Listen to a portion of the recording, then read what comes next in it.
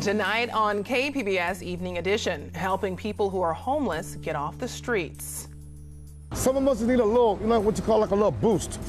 You know what I mean? And some of us, don't want to boost up. But me, myself, I want to boost up. San Diego organizations coming together to lend a helping hand. A new law offers the possibility of resentencing for inmates convicted of murder. The change that will grant some prisoners an early release. And Santa Ana winds are changing course, moving deeper into winter. The impact to our weather. KPBS Evening Edition starts right now.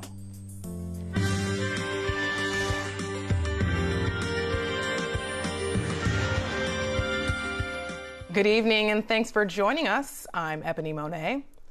A resource fair to connect hundreds of people struggling to survive. KPBS reporter Matt Hoffman was downtown this morning to see how the event helped people living on the streets.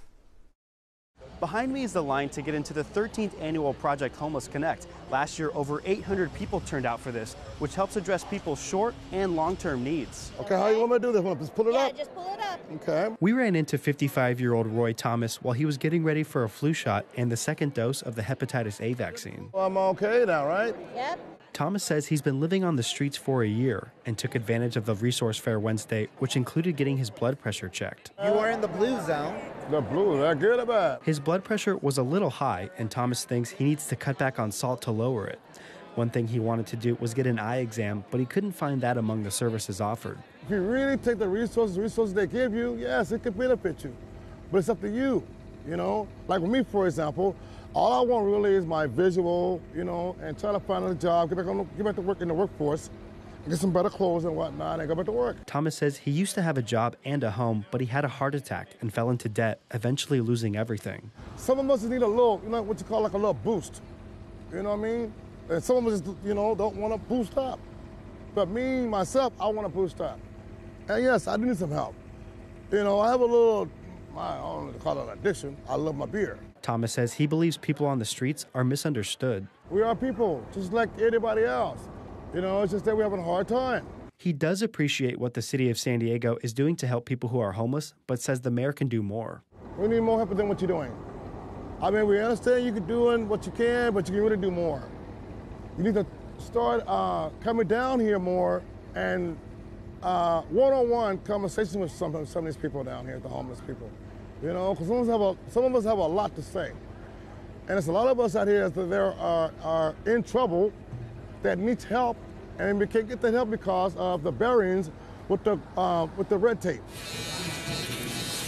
There were a number of other services offered at the resource fair Wednesday, including free haircuts, dental exams, and a foot washing station, among others. Matt Hoffman, KPBS News. The San Diego Housing Commission says this year volunteers served more than 900 people, up from 845 served last year. Inmates doing time for murder can now ask for early release. iNews Source reporter Alon Stevens looks at how the new law is playing out here in San Diego. The San Diego County District Attorney's Office said that as of Monday, it had received nearly 80 petitions from inmates asking to be resentenced under California's new accomplice murder rules. Under the previous law, prosecutors could secure murder convictions for accomplices who didn't actually do the killing. Starting this year, those types of convictions will require prosecutors prove accomplices played a major role in the homicides. Because the new law is retroactive, accomplices convicted under the old law can also request to have their cases reviewed. The DA's office says the majority of the requests so far are from inmates not using attorneys, and estimates nearly half are ineligible for early release. For KPBS, I'm iNews Source reporter Alon Stevens. iNews Source is an independently funded nonprofit partner of KPBS. Several thousand additional troops are being deployed to the U.S.-Mexico border. It's part of a plan approved by the Pentagon last year. The Department of Homeland Security said today the troops will be installing more wire barriers and helping to monitor the border. There are currently around 2,400 active duty service members at the border, but the Pentagon expects that number to surpass 4,000 in the coming months. San Diego researchers say climate change may increase the risk of catastrophic wind-fueled wildfires. KPBS environment reporter Eric Anderson explains how this could affect our current wildfire season. The region's infamous Santa Ana winds drove many of the most damaging wildfires, including local firestorms in 2003 and 2007. Warming global temperatures may reduce the chances of wind events in the fall and spring, and that could limit the Santa Ana season to December and January. Scripps Institution of Oceanography researcher Alexander Gershinoff says new research also suggests there will be less rain in the fall. We get more opportunities for wildfires to burn in December, when you also have a greater chance of back-to-back Santa Ana wind events. Gershinoff says the peak wildfire season may be moving deeper into the winter when a dry and windy climate create perfect conditions for firestorms. Gershinoff says Santa Ana winds happen because cold air collects in the desert basin east of the California mountains, and that air gets pushed over the mountains to the coast. Wind speeds can hit hurricane force levels, creating conditions that can push wildfires out of control. Findings are published in the journal Geophysical Research Letters. Eric Anderson, KPBS News. Last year, we saw some of the most deadly wildfires in California. Now a plan is in the works to reduce the chance of that happening again. Officials with the State Board of Forestry and Fire Protection and CAL FIRE met this week to announce a plan to increase vegetation control in high-risk areas. Right now, CAL FIRE conducts prescribed burns and vegetation treatment on about 250,000 acres annually. The goal is to double that. Officials believe this will lower the chances of devastating wildfires. When you have a healthy forest and a wind-driven fire runs into it, it will reduce to a ground fire and not take out the entire forest, which is what we've been seeing in the last several years. CAL FIRE officials say they will ramp up forest management efforts with $1 billion of funding set aside by Governor Newsom in his new budget. Meanwhile, a California lawmaker is proposing a bill that would change how utility companies install power lines in high-risk areas. This comes in the wake of several recent wildfires possibly caused by power lines. Under the bill, the power lines in high vegetation areas would have to be underground or protected by fireproof material. Assembly member Jim Frazier explains why it's important to pass this legislation. Is a human life, the devastation to the environment, is actually, worth it? I don't think so. And again, we're trying to provide opportunities and options. We're not trying to be punitive. Let's start the dialogue on how we can do things better. Utility companies have previously pushed back against these regulations, stating the changes are just too expensive. A storm heads to San Diego and expected to arrive tomorrow. How long will it stick around? Meteorologist Dajia Swad has the forecast. We are looking at a more active forecast as we continue through tonight and into this weekend. You notice on the satellite and radar out towards the ocean there, we have a counterclockwise spin. That is our next system that's going to continue to bring clouds and wet weather. Here's a closer look at San Diego County. Clouds have been very present for today. We'll continue to see those into tonight, dropping down to 56 here in San Diego. If you're out towards Mount Laguna, a low of 47 for you, 47 from Borrego Springs, 39 and towards Mount Laguna. And then as we head into Oceanside, a low of 50. Once again, with clouds continuing to increase. Thursday, low pressure drops into the coastal areas. We're talking rain and even some mountain snow, about 6,500 feet where we'll see that snow and above. This low pressure will continue to move its way inland. Here's a look at the futurecast. Thursday at 8 a.m. is where you're starting off.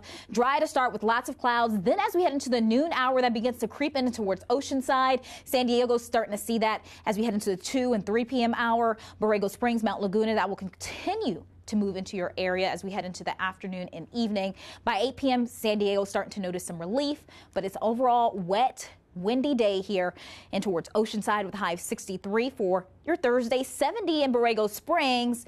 San Diego topping off at 64. We continue into this weekend. The wet weather is not done. So if you have any parties to go to for the big game on Sunday, well, we're looking at a wet situation. Going to be looking at some travel delays, potential for some flooding concerns across Southern California. Coastal areas remaining in the 60s. We'll see temperatures drop down into the 50s for your high on Monday. Once again, we're watching several systems come aboard for the next several days, so it's going to remain active at the coast, inland as well. Going to be dealing with some heavy rain here on Saturday. Mountains Got to keep an eye out for some snow.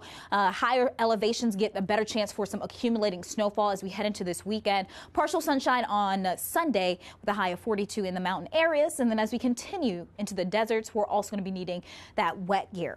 Reporting for KPBS News, I'm your meteorologist, Dajia Swad. Back to you. The coldest air seen in a generation is hitting the Midwest. Wind chills in Chicago dropped to negative 47 degrees with an average temperature of negative 23. Now health officials are warning of almost instant frostbite. The governor of Illinois issued a disaster proclamation and urged people to stay inside their homes. The deep freeze is expected to last until tomorrow, and then the temperature should climb at least 60 degrees. I'm Judy Woodruff. Tonight on the NewsHour, a deep freeze settles over the American Midwest. How climate change drives the polar vortex. Coming up at 7 after Evening Edition on KPBS. Most government workers furloughed during the shutdown should be paid tomorrow. That's according to the Office of Management and Budget. The office says the workers are being paid in record time after going 2 weeks' pay without a paycheck. Around 800,000 federal workers were furloughed during the shutdown, which was the longest in U.S. history. House Democrats continue to push for equal pay for men and women. Today, Capitol Hill Democrats reintroduced the Paycheck Fairness Act, which promotes equal pay for equal work. New York Representative Alexandria Ocasio-Cortez explained why she believes the act remains relevant today. We implicitly recognize as women that the pay gap and the wage gap is an injustice that persists through secrecy, and it's an injustice that persists to the present day. And the only way that we can combat that is through organizing in our personal action ourselves. So I'm so happy that the Paycheck Fairness Act addresses, among many things, 2 very critical ones. One is that we cannot ask for salary history and pay people depending on their salary history anymore. Because it is time that we pay people what they are worth and not how little they are desperate enough to accept. It is time to pay people what they are worth, and that has nothing to do with their history. It has everything to do with what they are worth today. And the second thing is that it makes it legal and it makes it totally permissible to share your salary information at your workplace. And that's incredibly important because for all of those who say that the wage gap does not exist and that it's a myth, then they should have no problem proving that. Today is the 10th anniversary of President Barack Obama's signing of the Lilly-led Better Fair Pay Act of 2009. It was the first bill he signed into law as president. A San Diego community organizer enters politics. She launched her campaign via Facebook. Aramique Glass Blake told me all of her service has prepared her to represent the 51st Congressional District. My name is Aramique Glass Blake. I'm the director of Generation Justice, and I also am a restorative justice consultant. I am now a candidate for the 51st Congressional District. Aramique Glass Blake wants to take her skills to Congress. A lot of the work that I do is really holding people accountable and problem solving and conflict resolution and coming up with real solutions to everyday issues. The former mental health counselor turned community activist announced her bid on Facebook. From a child, my mom and my grandmother prepared me not only to be a community servant, but to be a leader. I'm announcing my run for the 51st Congressional District. Blake says it was her mom who encouraged her to run for Congress. It wasn't a hard decision. It was more so about the timing. When was the timing going to be right? Blake's decision comes as more women than ever before are serving in Congress, with political newcomers beating out well-known incumbents. Still, Blake says her biggest inspiration to enter the race came from her own advocacy work, which she feels has sharpened her leadership skills and exposed disparities. Blake founded Generation Justice, a youth-led organization advocating for criminal justice reform. In June, Blake was arrested after several days of sleeping outside of San Diego City Hall to protest the criminalization of people who are unhoused. So we are down here at the Old-Time Mesa Detention Facility. As you can see, there are a lot of officers here. A month later, she and other youth activists bound themselves to a fence outside a for-profit Otay Mesa detention facility to protest family separations at the border. Working on immigration reform is huge for me, not only because the community that I come from is deeply affected by it, but I know that we need to find a humane and comprehensive way to deal with immigration, justice, and comprehensive reform. Blake says immigration reform is especially important to the people of the 51st Congressional District. It covers southern San Diego County along the border and all of Imperial County, and is represented by Democrat Juan Vargas. Any objections to the way he's representing this district? When you take money from private prisons, as he has done, that's a huge issue. That means you are completely disconnected from the community. California Secretary of State numbers show Corrections Corporation of America donated $1,000 to Vargas's campaign in 2010 and $2,000 in 2012. It was later renamed CoreLogic and is one of the nation's largest for-profit prison operators. When you get into a position of power and you forget who voted you in that position of power, that's a problem. And when you get into a position of power and you stop representing the folks who got you in that position, that's a problem. When you're in a position of power and you don't continue to stand and fight for the people, that's a problem. And so I am a fixer, and when I see a problem, I fix it. Blake says her earliest memories of fixing problems and serving others were in church with her mother.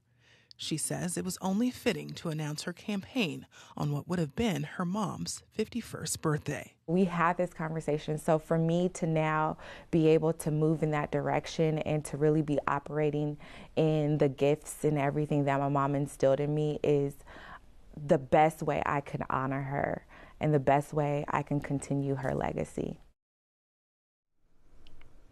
I reached out to Representative Vargas's campaign for a comment, but I did not receive a response in time for tonight's story. San Diego has done a poor job overseeing its 42 neighborhood planning groups, according to a recent city auditor's report. The volunteer planning groups have been blamed for slowing down the approval process for new housing.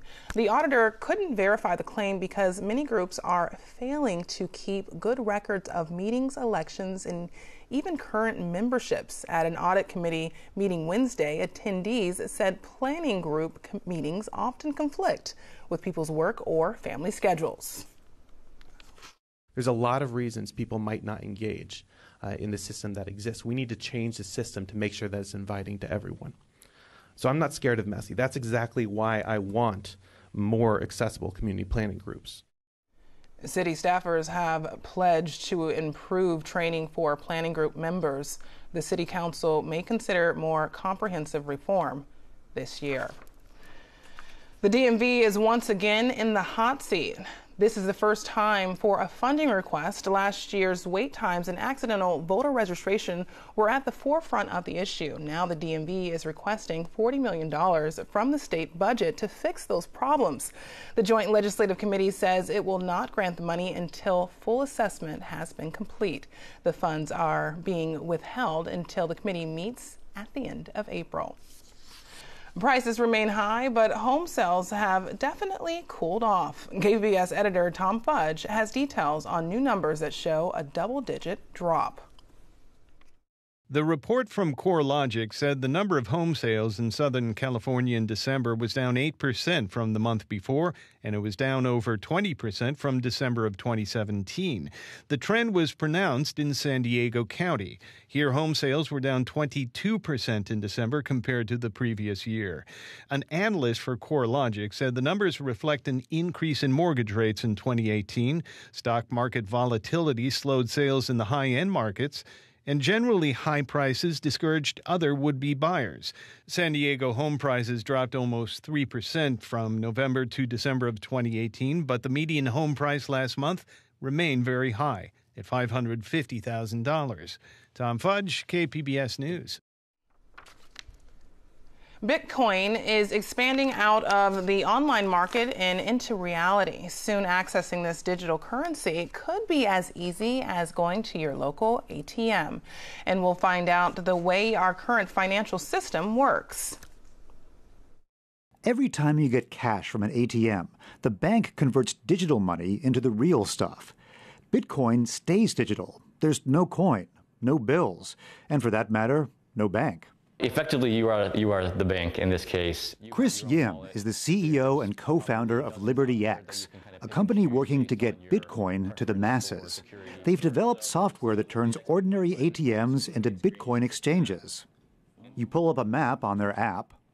Right now, there are only a handful in the area, but Yim sees a future when where you have 100,000 ATMs around the country that are now, at the flick of a switch, allow consumers to purchase Bitcoin. We want to continue doing that until truly it's available on every street corner. First, you need a digital wallet. There are several apps for your phone. Any consumer can try it out and see if it's for them. Also, we have a lot of people using it to buy goods online, especially with the recent millennials. More and more people do not have bank accounts. For those of us with bank accounts, there's the lure of no bank fees, no delays waiting for checks to clear. You always have instant access. Bitcoin is just 10 years old, but it's the oldest and most widely used cryptocurrency. I think Bitcoin ATMs are certainly part of the development of the technology and super cool. Neha Narula at the Digital Currency Initiative at MIT says the world of cryptocurrency today reminds her of the early days of the internet. Initially, the internet was this tool for scientists at universities and research labs to move data back and forth. Fast forward about 20 years, and something that seemed very esoteric, email, between a bunch of nerdy scientists became sort of the messaging systems that we have today, which are hugely important. But Bitcoin is young and volatile. The value of a single Bitcoin has gone from a peak of $20,000 a year ago to under $4,000 now. Prices are swinging around like crazy. So, I don't want my enthusiasm for the technology to sound like I'm advocating for investing in something, because I'm not. Yeah. You're a restrained evangelist. Or technology focused. If it's possible to be excited about the technology without being, putting money into it, yes. The Lord is coming, but don't go nuts. Exactly. But given everything it can do, Narula thinks cryptocurrency, in one form or another, is here to stay. Arun Roth, WGBH News. We live in a day where access to the world is literally at our fingertips. But how does that affect children? Some scientists have questioned whether the digital world is making them feel more lonely. Now experts are studying why some kids decide to spend more time in front of screens rather than playing outside. Technology and online activity really ramps up with age. So when they start 5 or 6, we ask things like how happy you are and so on. And the good news is that most kids say they're very happy. But what happens is as they get older, there's a significant minority who aren't happy. And I think that's partly to do with adolescence, obviously, but it's also the way that technology and social media comes together with adolescence. Experts say if you're concerned about how much time your child spends in front of a screen, it's important to try to encourage other options away from it. The biggest diamond ever discovered in North America is going on display in New York City. It's 4.5 billion years old. This has been waiting for a long, long time for us to discover it. This 552-carat yellow diamond is the size of a chicken egg. Miners found it in Canada last year. It's the 7th largest diamond ever found. Scientists say this diamond shows the unique and lengthy process a gem must go through before reaching its final stage. Before the diamond goes on display this weekend, scientists are seeing what they can learn from it. The point of all this is to see what kinds of defects are in the diamond at the atomic scale. It gives us a better idea of what gives the diamond its color and what makes it unique. It's unclear how much the diamond is worth. For now, it's not for sale. The San Diego Zoo welcomes a new baby to the family. This okapi calf was born a couple of weeks ago in captivity. It does not have a name yet, but the staff says He's very curious and doing well. This is the second calf born to the zoo since 2017. Okapi is the closest relative to the giraffe and comes from Central Africa. Our San Diego Zoo is one of the only zoos in the nation to house the species. Now, here's a look at what we're working on for tomorrow in the KPBS newsroom. On Morning Edition, Weight Watchers, Dunkin' Donuts, and now the Boy Scouts are doing some rebranding of their own. What happens when they drop the boy from the Scouts' name? And on Midday Edition, when families try to make things work after spending years apart, the new Divisionary Theater play exploring The Hour of Great Mercy, tomorrow on KPBS Radio. You can find tonight's stories on our website, kpbs.org/evening edition. Thanks for joining us. Have a great night.